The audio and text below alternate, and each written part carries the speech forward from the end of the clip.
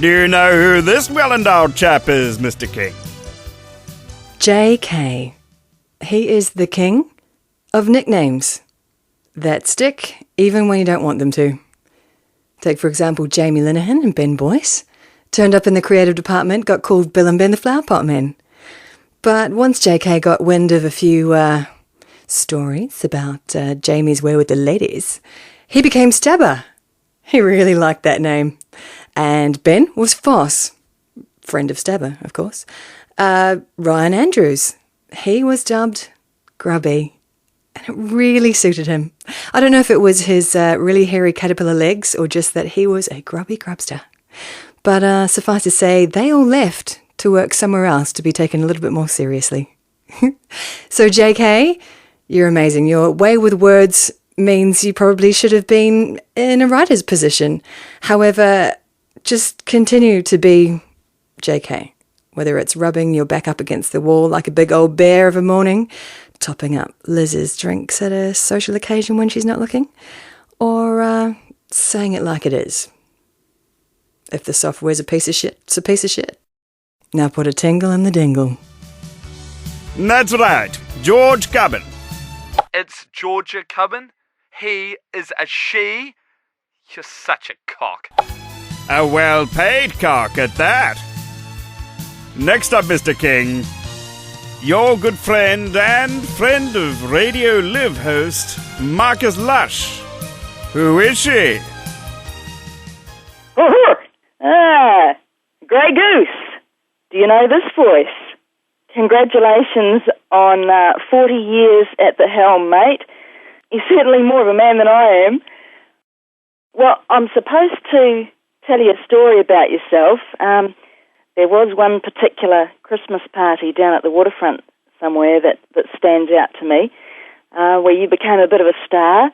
I think Marcus Lush had just started working for ZM, and he was dancing on a packed dance floor. And I'm not sure what triggered you, but me and Huskinson were watching you the whole time. And from beyond the dance floor with a real skinful, you suddenly caught Marcus in your sights, and you lowered your head like a bloody bull and began this running charge. And everyone else seemed to see you coming, and they made way for you, but not poor old Marcus. He never saw you coming. And you came in really low at a fair rate of knots and completely slammed him. And it was a huge, huge spillage all over the floor. You seemed to be sort of reliving your high school rugby days, but Marcus Lush, he didn't know what the hell was going on. So that was very, very funny, and I'm sure you're cringing right now at the thought of hearing that story, because it's probably one that you might know that I'd bring up. That was the night that you became a bit of a personal hero to me, mate. You'd exhausted all avenues for further alcohol, and that the bar staff would no longer serve you. And I remember saddling up beside you and drunkenly starting to yak 90 to the dozen.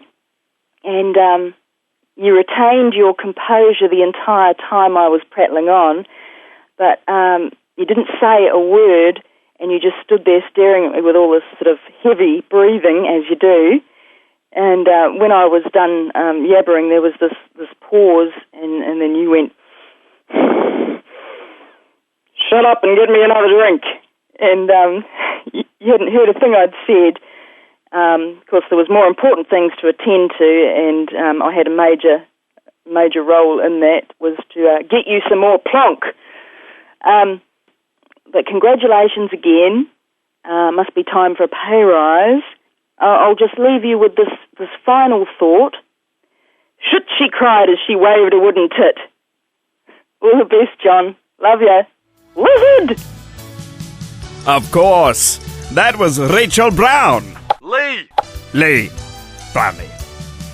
So, Mr. John King, that was almost your life.